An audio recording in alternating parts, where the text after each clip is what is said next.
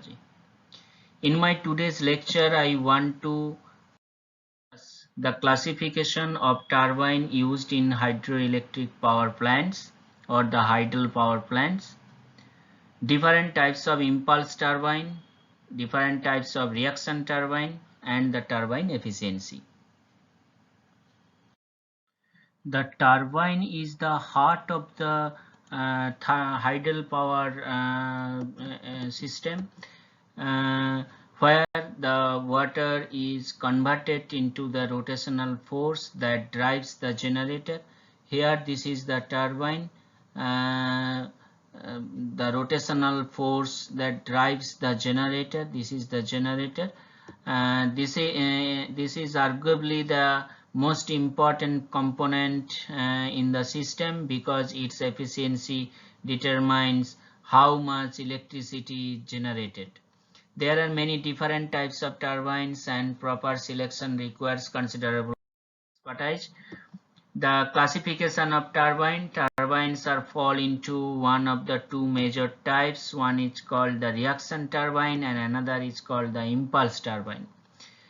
The reaction turbines run fully immersed in water and are typically used in low head pressure systems with high flow.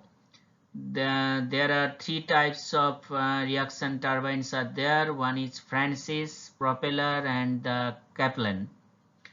The impulse turbines operate in air driven by one or more high velocity jets of water.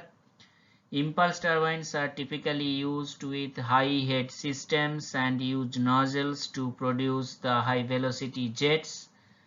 Examples: Pelton and the Turbo type of turbines. The difference in between the impulse turbine and the reaction turbines are shown in the figure, where the fixed nozzles are there in the impulse turbine and the rotating nozzles are there in the reaction turbine. There are the rotors. The different types of rotors are used in impulse turbine and the reaction turbines also.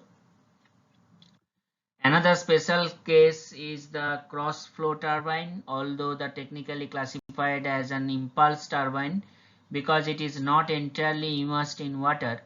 It is used in low head, high flow systems.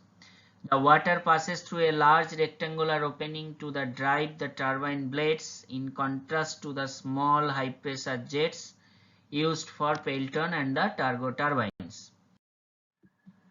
Now the coming details, that is the impulse turbine. An impulse turbine is a turbine that is driven by high velocity jets of water or steam from a nozzle directed onto the vanes or buckets attached to a wheel. These are the moving buckets are here in the impulse turbine. The resulting impulse, as described by the Newton's second law of motion, spins the turbine and removes the kinetic energy from the fluid flow. Before reaching the turbine, the fluid's pressure head is changed to velocity head by accelerating the fluid through a nozzle. This preparation of the fluid jet means that no pressure casement is needed around an impulse turbine. A Pelton turbine or Pelton wheel is a type of hydro turbine, specifically an impulse turbine used frequently in hydroelectric plants. These turbines are generally used for sites with the heads greater than 300 meters. This type of turbine was created during the gold rush in 1880 by the Lester Pelton. The water in a Pelton turbine is moving quickly, high velocity head, and the turbine extracts the energy from the water by slowing the water down, which makes this an impulse turbine. A large circular disc is mounted on some sort of rotating shaft known as a rotor. Mounted on the circular disc are cup-shaped blades known as the buckets. These are the buckets, evenly spaced around the entire wheel. Generally, the buckets are arranged in pairs around the rim. These nozzles, then the nozzles are arranged the wheel and serve the purpose of introducing water to the turbine. This is the nozzle. Jets of water emerge from these nozzles tangential to the wheel of the turbine. Then the wheel of the turbine is rotating. This causes the turbine to spin as a result of the impact of the water jets on the buckets. The operation of the Pelter type impulse turbine is that the operation of a turbine is fairly simple. In this type of turbine, the high-speed jets of water emerge from the nozzles that surrounds the turbine. These nozzles are arranged so that the water jet will hit the buckets at splitters. The center of the bucket where the water jet is divided into two streams. The two separate streams then flow along the inner curve of the bucket and leave in the opposite direction that it come in. This change in momentum of the water creates an impulse on the blades of the turbine, generating the torque and rotation in the turbine. Now the high-speed water jets are created by pushing high-pressure water such as the water falling from the high heads through the nozzles at the atmospheric pressure. The maximum output is obtained from the Pelton turbine when the impulse obtained by the blades is maximum, meaning that the water stream is deflected exactly opposite to the direction at which it strikes the buckets. As well, the efficiency of these wheels is highest when the speed of the movement of the cups is half of the speed of the water. Now the second type of impulse turbine is the turbo impulse turbine. A turbo impulse turbine is a type of hydro turbine, specifically an impulse turbine developed in 1920s that is a variant of the Pelton turbine. The main difference between the Pelton turbine and the turbo turbine is that the turbo turbines use the single cups instead of double cups of the wheel, and these cups are shallower. The water in the turbo turbine is moving quickly with the high velocity head, and the turbine extracts the energy from the water by slowing the water down, which makes this an impulse turbine. The turbo turbine is an impulse turbine and can handle flow rates that are higher than those a Pelton turbine can handle. This ability to deal better with the large volume of water gives the turbo turbine an advantage when used in the hydroelectric plants that have medium hydraulic heads. Although they are better able to deal with the high flow rates, turbo turbines are slightly less efficient. Since the runners on these turbines, these are the turbo runners. The runners on these turbines are smaller and faster spinning. Some turbo turbines can be connected directly to the generator instead of having a use of speed increasing transmission. The design of the turbo impulse turbine is shown in the figure. The design of the Turbo turbine is very similar to that of a Pelton turbine. Essentially, a turbo turbine is a Pelton turbine cut in half. A large circular disc is mounted on some sort of rotating shaft known as rotor. Mounted on this circular disc are cup-shaped blades known as bucket, evenly spaced around the entire wheel. Then nozzles are arranged the wheel and serve the purpose of introducing jets of water to the turbine. These are the nozzle inlet. Okay. Jets of water emerge from these nozzles at some relatively shallow angle. There is some shallow angle is there in the nozzle inlet. This causes the turbine to spin as a result of the impact of the water jets on the. The operation of this turbo impulse turbine is that very similar to the simple Pelton turbine. In this type of turbine, the high-speed jets of water emerge from the nozzle inlet that surround the turbine. These nozzles are arranged so the water jet will hit the bucket on one side at an angle of around 20 degrees. This shallow angle allows the water stream to exit on the other side instead of being diverted backwards. Since the incoming and the outgoing jets don't interfere like they do in Pelton turbines, this type of turbine is able to accommodate a higher flow rate. The third type is the cross-flow impulse turbine. The cross-flow turbines, sometimes known as the Bunky-Mitchell or the Osberger turbines, depending on the country, are a type of hydro turbines. This is a specific impulse turbine that tends to be used in smaller hydroelectric sites with the power outputs between 5 to 100 kilowatts. These turbines are useful for a large range of hydraulic heads from only 1.75 meters to 200 meters.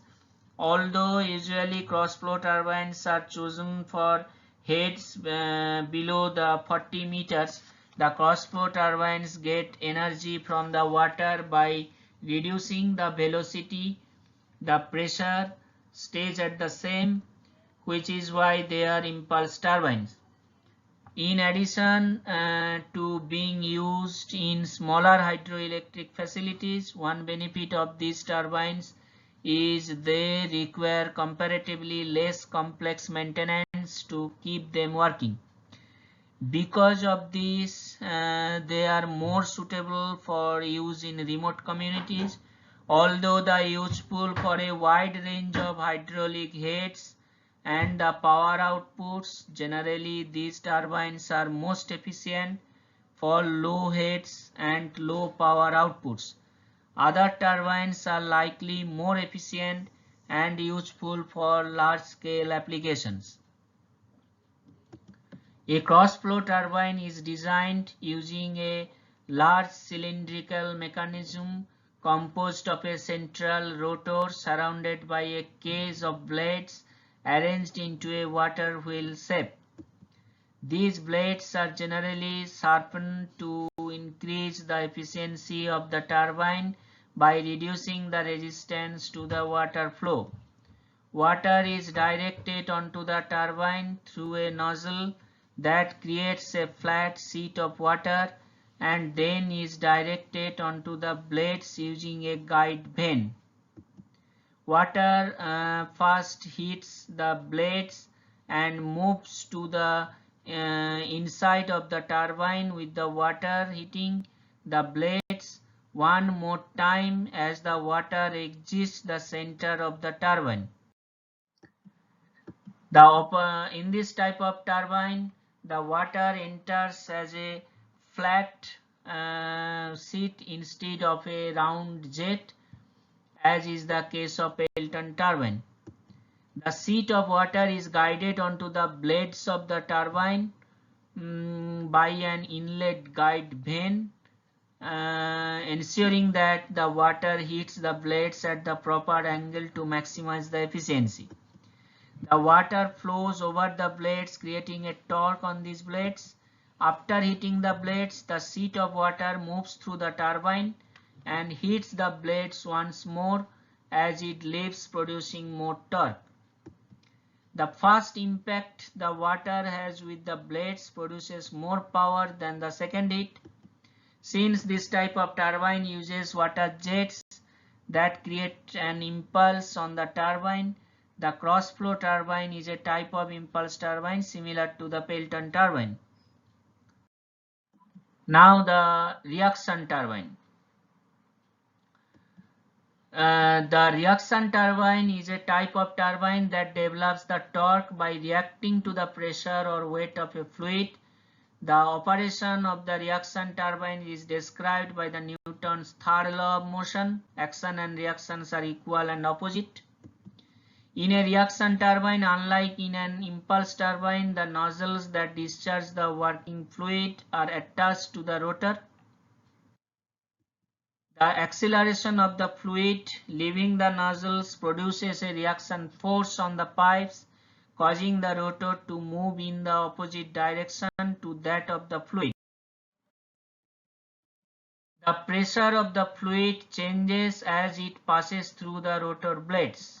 In most cases, a pressure casement is needed to contain the working fluid as it acts on the turbine. In the case of water turbines, the casing also maintains the suction imparted by the draft tube. Alternatively, where a casing is absent, the turbine must be fully immersed in the fluid flow as in the case of wind turbines. Francis turbines and the most steam turbines use the reaction turbine concept. Now the propeller reaction turbine. A propeller turbine generally has a runner with the 3 to 6 blades. These are the runners of the 3 to 6 blades, in which the water contacts all of the blades constantly. Picture a boat propeller running in a pipe. Through the pipe, the pressure is constant. If it is not, the runner would be out of balance. The pitch of the blades may be fixed or adjustable. The major components beside the runner are a scroll case, wicket gates, and the draft tube. There are several different types of propeller turbines are there: Francis type, Kaplan type, valve, strap-flow, tube, and the kinetic. First we come to the Francis reaction turbine. A flat circular plate is attached to a rotating shaft that rests on this plate vertically. The plate itself has curved blades on it, and this combined unit of the blades, plate, and the rotating shaft are known as the runner. Surrounding the runner is a channel known as the volute. This is called the volute. The volute is simply a curved tube that diminishes in size as it approaches the runner, slightly resembling a snail shell, just like a snail shell. The blades, known as the guide vanes, do not move and are set into the inner surface of the volute. These vanes serve the purpose of directing the water through the volute to the runner at an appropriate angle.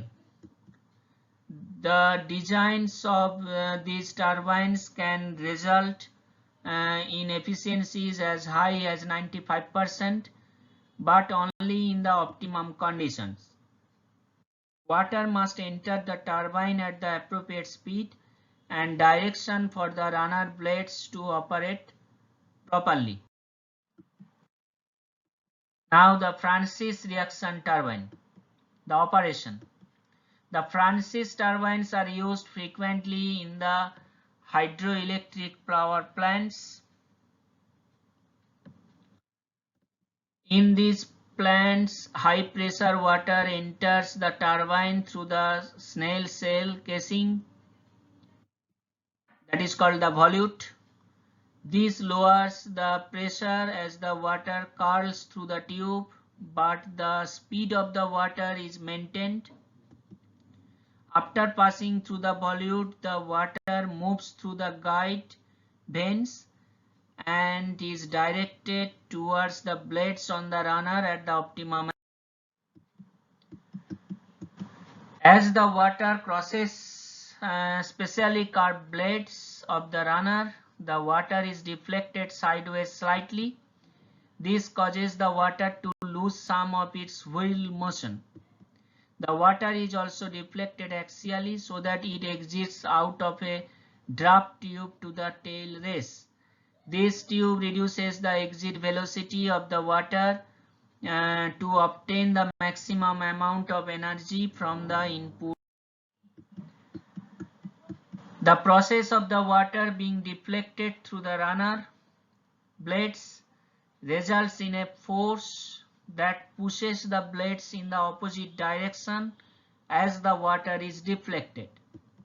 This reaction force, just like a Newton's third law, is what causes the power to be transferred from the water to the turbine shaft, maintaining the rotation. Because the turbine moves as a result of this reaction force, the Francis turbines are known as the reaction turbines.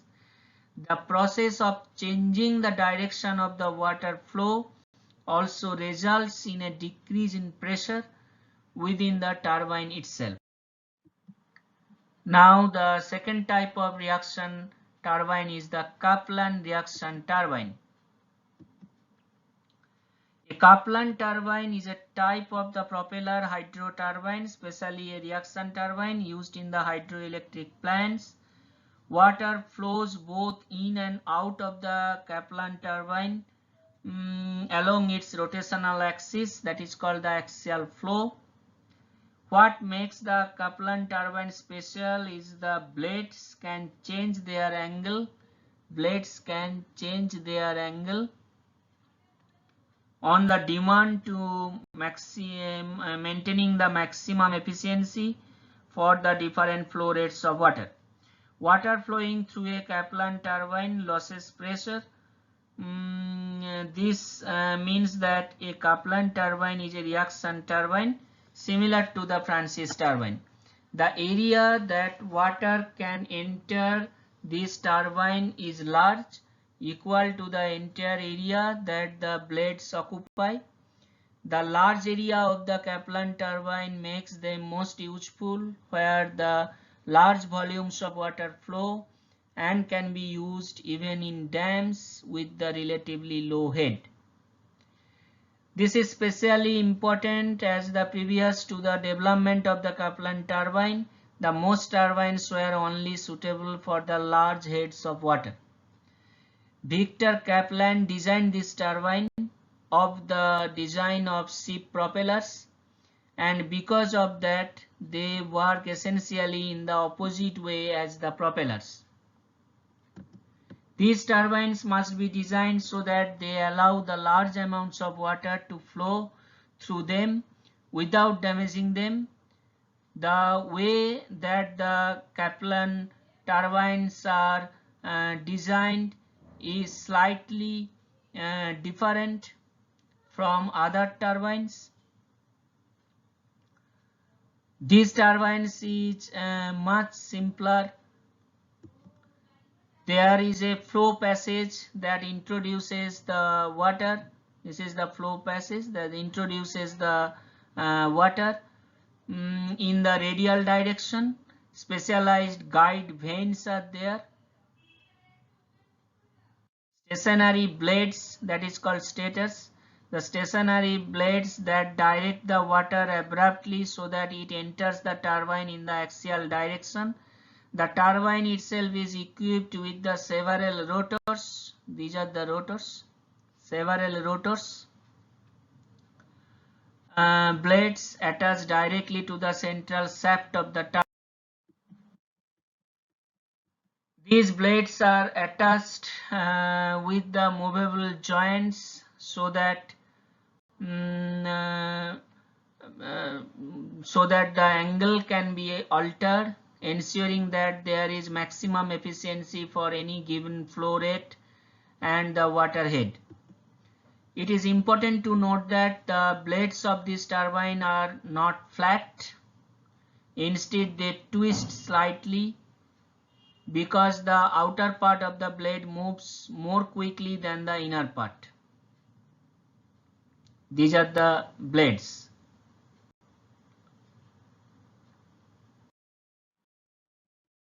The way that the water is moved through a Kaplan turbine is slightly different from the other turbines.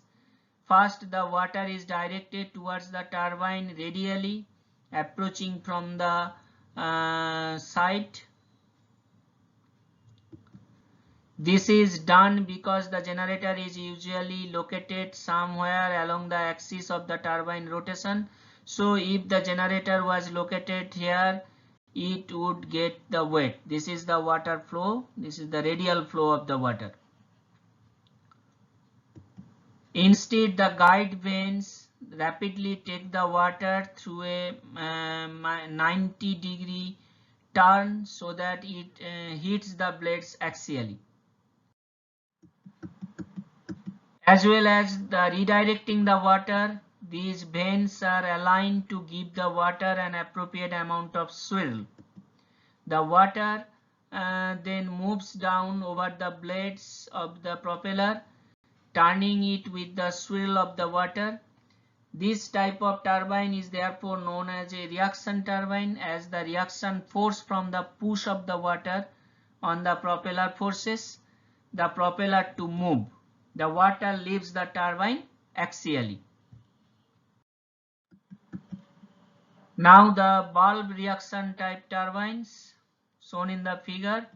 The turbine and the generator are a sealed unit placed directly in the water stream. Second is the strap flow reaction turbine. This is the strap flow reaction turbine. The water direction is like that. So this is actually the wicket gates. This is the turbine. This is the stator and this is the rotor. And the water direction is like that. The generator is attached directly to the perimeter of the turbine. Now the tube reaction turbine as shown in the figure. The penstock bends just before or after the runner. This is the penstock, allowing the straight line connection to the generator. This is the penstock, this is the turbine, and this is the generator. Now the last is the kinetic reaction turbine. The kinetic energy turbines, also called the free flow turbines, generate electricity from the kinetic energy present in flowing water rather than the potential energy from the head. The systems may operate in rivers, man-made channels, tidal waters, or the ocean currents. Kinetic systems utilize the water stream's natural pathway. They do not require the diversion of water through man-made channels, riverbeds, or pipes, although they might have the applications in such conduits. Kinetic systems do not require large civil works. However, they can use the existing structures such as bridges, tail races, and now come to the turbine efficiency. Each turbine type can be designed to meet vastly different requirements and the minor differences in specifications can significantly impact power transfer efficiency. The turbine system is designed around the net head and the design flow. The net head is the pressure available to the turbine when the water is flowing, and design flow is the maximum amount of flow the hydro system is designed to accommodate. These criteria not only influence which type of turbine to use, but are critical to the design of the entire turbine system.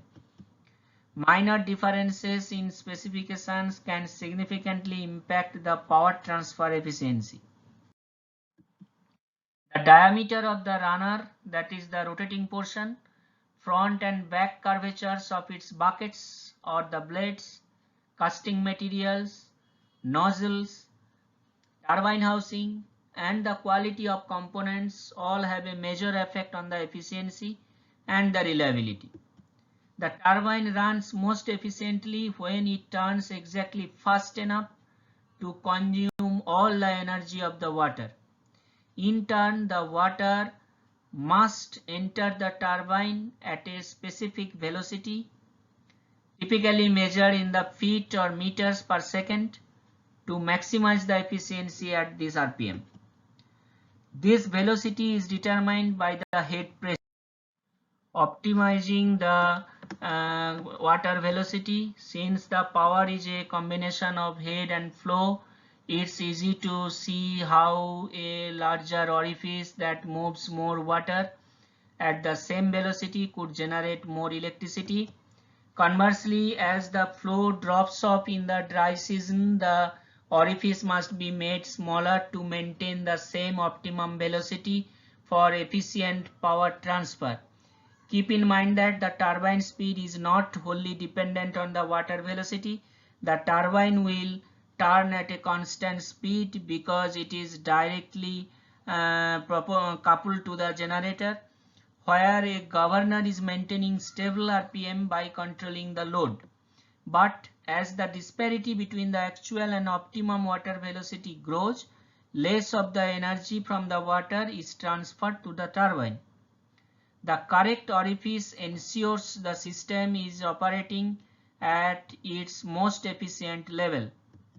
Impulse turbines such as the Pelton type turbine are often equipped with the variety of fixed orifice nozzles as shown in the figure that can be used to accommodate the changes in flow. A disadvantage of a fixed nozzle is that the turbine must be shut down to make changes. A popular option is the adjustable needle nozzle, which allows on the fly changes with the infinite number of settings. This needle nozzle provides the infinitely variable adjustments to accommodate the changes in the flow. If you know your head and flow, your turbine supplier should be able to make the specific recommendations for a turbine system and provide a close estimation of the efficiency. These are all about the turbine which are used in the hydel power plants. Now these are the references. You may go through these references and you will be able to get more knowledge on that turbines. Thank you.